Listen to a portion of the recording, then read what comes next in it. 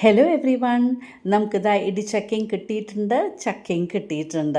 അപ്പോൾ ഇന്നിപ്പോൾ ഇടിച്ചക്ക വെച്ചിട്ട് തോരനാണ് ഉണ്ടാക്കാൻ പോകുന്നത്. അപ്പോൾ അതാണ് ഞാൻ നിങ്ങളോട് ഷെയർ ചെയ്യുന്നത്. ആദ്യം നമ്മുടെ കയ്യിൽ എണ്ണ തേക്കുക. ഇപ്പോൾ സന്ധ്യയാണ് എനിക്ക് ചെയ്തു തരുന്നത്.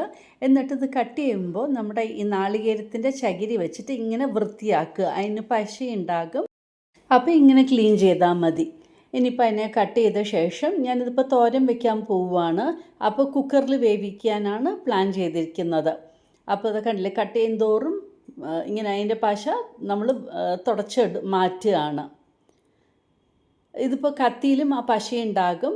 അപ്പോൾ കത്തി ഇതെല്ലാം കട്ട് ചെയ്ത ശേഷം നമുക്ക് തീയുടെ മുകളിൽ ജസ്റ്റ് ഒന്ന് ചൂടാക്കി കഴിഞ്ഞത് അങ്ങനെ ഉരുകി നമുക്ക് ക്ലീനാക്കി എടുക്കാൻ പറ്റും. അതുകൊണ്ട് അതും പ്രശ്നമില്ല. അപ്പോൾ അതിൻ്റെ തോല് കളഞ്ഞിട്ട് ഇങ്ങനെ വെള്ളത്തിലേക്കാണ് ഇടുന്നത്. എന്താണെന്ന് വെച്ചാൽ ഇല്ലെങ്കിൽ ചുവന്ന് പോവും, അതുകൊണ്ടാണ് വെള്ളത്തിലേക്ക് ഇടുന്നത്.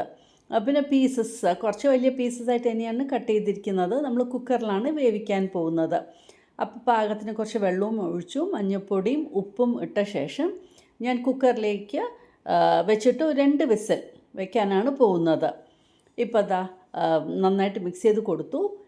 കുക്കറിൻ്റെ ഉള്ളിൽ ആണ് ഈ പാത്രം വെക്കുന്നത്. എന്നിട്ട് നമുക്കൊരു 2 വിസിൽ നമുക്ക് വേവിച്ചെടുക്കാം. അതിൻ്റെ മുകളിൽ ചെയ്യരുത്, നല്ലപോലെ വെന്തു പോവും. ഇപ്പം നാളികേരം, അതിൻ്റെ കൂടെ ഉള്ളി, വെളുത്തുള്ളി, ജീരകം, പച്ചമുളക് ഒന്ന് ക്രഷ് ചെയ്ത് എടുത്തിട്ടുണ്ട്. ഇവിടെ നമ്മുടെ ഇടിച്ചക്കത വെന്ത് വന്നിട്ടുണ്ട്. ഇനിയിപ്പോൾ ഒന്ന് ചൂടാറിയ ശേഷം കണ്ടില്ലേ, നന്നായിട്ട് വെന്തിട്ടുണ്ട്. നമുക്ക് കൈകൊണ്ട് തന്നെ ഇങ്ങനെ ഷ്രെഡ് ചെയ്യാൻ പറ്റും. അപ്പോൾ ഇതിപ്പോൾ കൈകൊണ്ട് തന്നെയാണ് ചെയ്യുന്നത്. അപ്പോൾ ഇവിടെ അത് നമ്മുടെ ഇടിച്ചക്കയൊക്കെ ഷ്രെഡ് ചെയ്ത് വെച്ചിട്ടുണ്ട്. എണ്ണ ചൂടാക്കി വെളിച്ചെണ്ണയിൽ ചെയ്താൽ നല്ല ടേസ്റ്റുമാണ്. കടുകിട്ട് കൊടുത്തു, ഉഴുന്നുപരിപ്പ്, ചുവന്ന മുളക്, കരിവേപ്പില. അതിന് ശേഷം ഒരു സവാള എടുത്തിട്ടുണ്ട്. പിന്നെ പച്ചമുളക്, വെളുത്തുള്ളി നന്നായിട്ട് നമുക്ക് വഴറ്റി കൊടുക്കാം. നമുക്ക് കുറച്ച് ഉപ്പ് ആഡ് ചെയ്ത് കൊടുക്കാം. ഓൾറെഡി വേവിക്കുമ്പോൾ നമ്മൾ ഉപ്പ് ആഡ് ചെയ്തിട്ടുണ്ട്. അപ്പോൾ അതിനനുസരിച്ചിട്ട് ഇപ്പോൾ സവാളയിലും ഉപ്പ് ആഡ് ചെയ്ത് കൊടുക്കാം. സവാളയ്ക്കൊന്നായ ശേഷം നമ്മുടെ ഇടിച്ചക്ക പൊടിയാക്കിയത് അതും ആഡ് ചെയ്ത് കൊടുക്കുകയാണ്. എന്നിട്ട് നന്നായിട്ട് മിക്സ് ചെയ്യുക.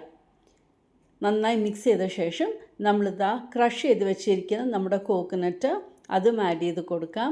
എന്നിട്ട് നന്നായിട്ട് ഇളക്കി ഒരു 2-3 മിനിറ്റ് വീണ്ടും അടുപ്പിൽ തന്നെ ഇട്ടൊന്ന് വേവിച്ചെടുക്കാം. അപ്പോൾ നല്ല ടേസ്റ്റിയുമാണ്, സിമ്പിളുമാണ്. കട്ടിംഗ് ആണ് ഒരു പ്രോസസ്സ്, ബാക്കിയെല്ലാം എളുപ്പം നമുക്ക് ചെയ്യാൻ പറ്റും. അപ്പോൾ അങ്ങനെ അടിപൊളിയായിട്ട് നമ്മുടെ ഇടിച്ചക്ക തോരൻ റെഡി ആയിട്ടുണ്ട്. അപ്പോൾ ഇതുപോലെ ഒന്ന് ട്രൈ ചെയ്ത് നോക്കൂ, നിങ്ങൾക്കും ഇഷ്ടമാകും. Thank you for watching my YouTube channel.